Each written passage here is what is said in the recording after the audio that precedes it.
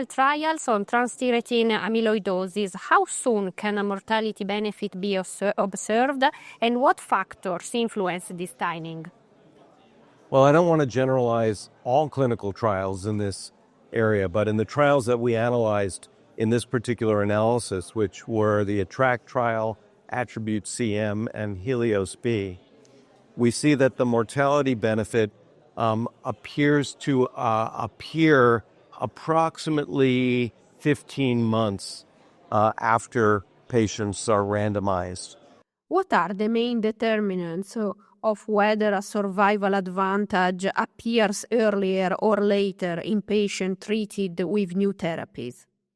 In general, it really does depend on both the disease and the therapy.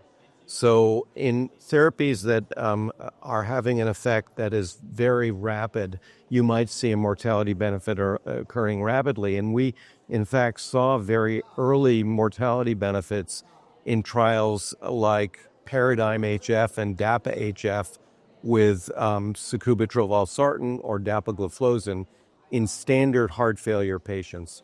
But in the amyloid trials with both silencers and stabilizers, we see what appears to be a delay. And we think that delay is because it takes time for the therapy to prevent the accumulation of amyloid, which is, of course, leading to the mortality. So that doesn't occur immediately after patients start taking these drugs. How should we interpret mortality data from studies with relatively short follow-up, considering that benefits may only emerge over the long term? Yes, and just as there may be a benefit that occurs later because it takes time for a therapy to work, we need to give these trials time. And so what we see in the long-term extension data from these studies is that the mortality benefit continues to improve even after patients are crossed over, so that most of these patients are now taking active therapy, and we still see separation of these curves and benefit. In what ways can understanding the timing of survival benefit help guide both the design of future clinical trial and therapeutic decision in daily practice?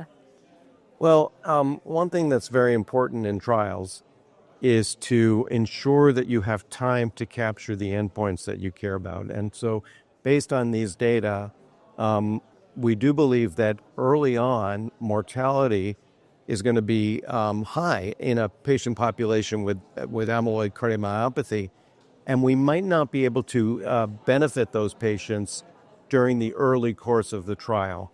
So it's important that the trial is long enough to be able to capture that.